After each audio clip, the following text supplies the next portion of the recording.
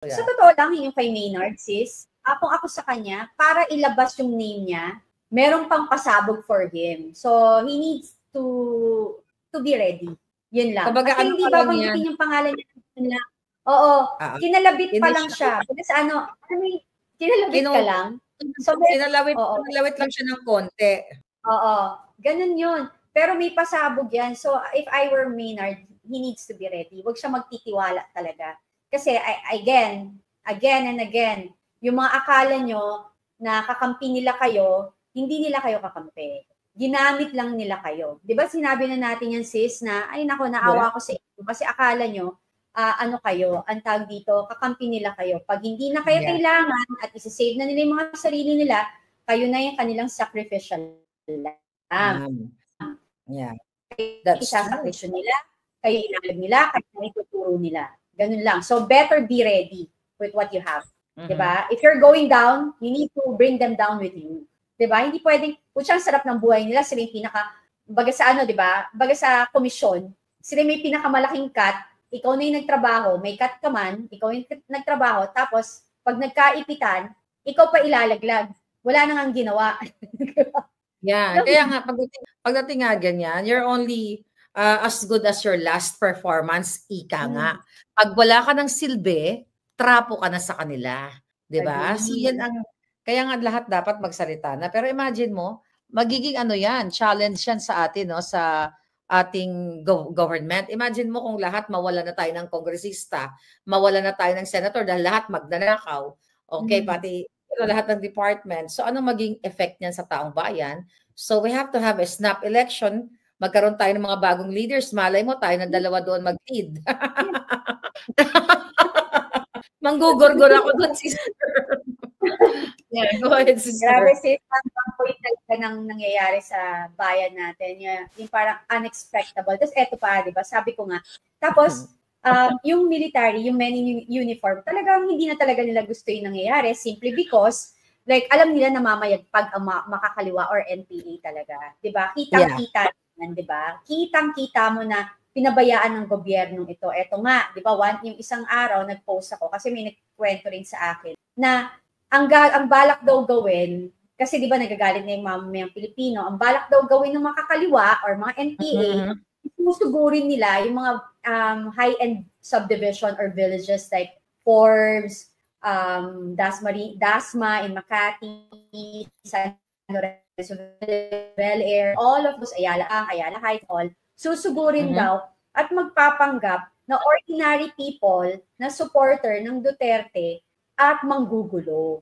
Na kunwari, nandyan kasi nakatira yung mga in reality, sis, bayaran din ng gobyerno. So, yun lang yung mga tip. Kasi whether it's true or not, possible, pwedeng mangyari, possible na hindi, mag-ingat din yung mga taong nakatira dyan na huwag kayong magpapaniwala na Duterte supporter. Kasi ang Duterte supporter hindi nila inaatake ang regular na tao. Ang inaatake natin, mga politician na corrupt.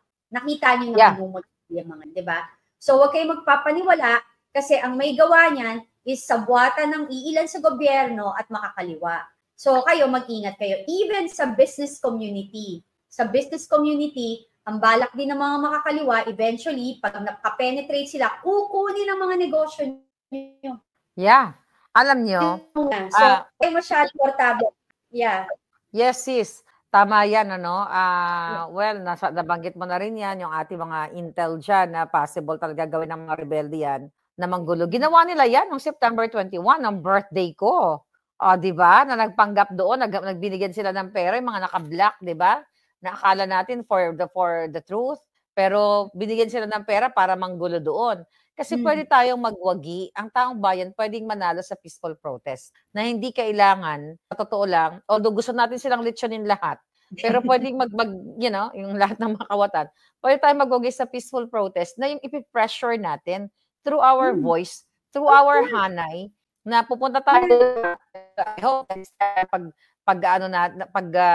voice out ng taong bayan, kasama na natin yung mga figures like the AFP, PNP, yung mga taong, mga leaders, simba, mga church leaders, which is sa ngayon, nag-a-align sila sa rebelding mga kaliwa, tsaka sa, Dilawan. So, which is, it's right now, sa nakikita natin, hindi pa talaga doable yung peaceful protest o peaceful transition as long unless na lumabas nga itong ating mga bruskong hindi support na mga armed forces. Gigil na ako sa kanila. Ang tagal nila lumabas di ba? 3 taon na. Ito Alam mo, na, sir, mga ma'am. yeah. Expose na Alam mo, natin. Ano sis, pa ba? Yeah, go ahead, yung, sis. yung katulad nung ginagawa nila kay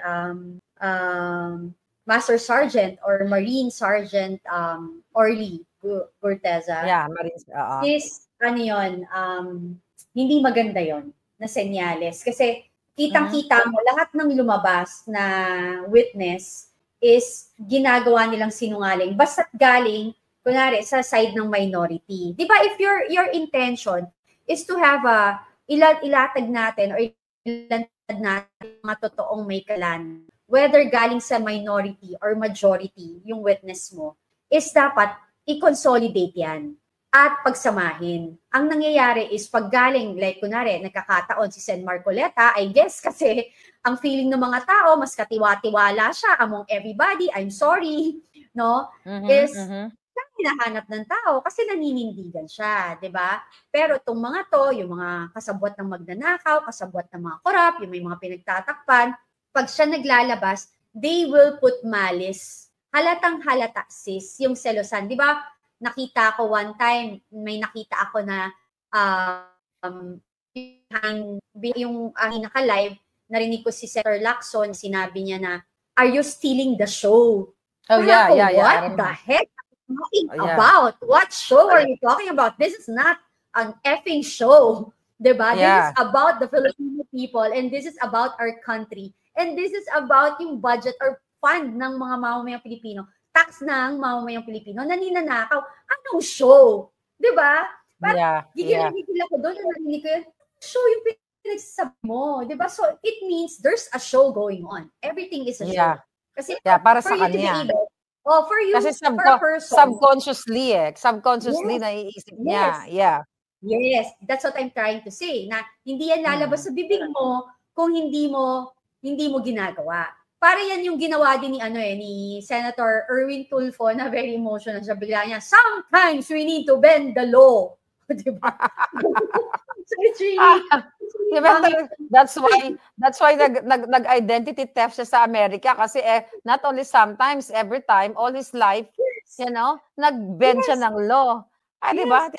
Binawian nga siya ng blue passport. Diba? Dahil nagnakaw siya ng Erich Sylvester. Yes, sis. It's the same with us. Like, whenever sobrang galit na tayo, we're going on live, like you, like me, diba? Parang nagagalit tayo. Talaga nakikita rin ng tao how busy we are. O, ganun yun, diba? So, that's yun nangyari sa kanila. Diba? Tapos, yung when you try to think about it, yung pattern talaga, kitang-kita mo talaga yung nagpoprotektahan, na akalain mo, senator ka. Ang tinumbok ng mga diskaya noong una is mga congressman. Ang pilit mong pinababalik mo sa senator. Sa senators. Tapos ngayon, ito na nga, ising kay Senator Marcoleta, na wala namang ninakaw. Pinipilit nilang ibidiin.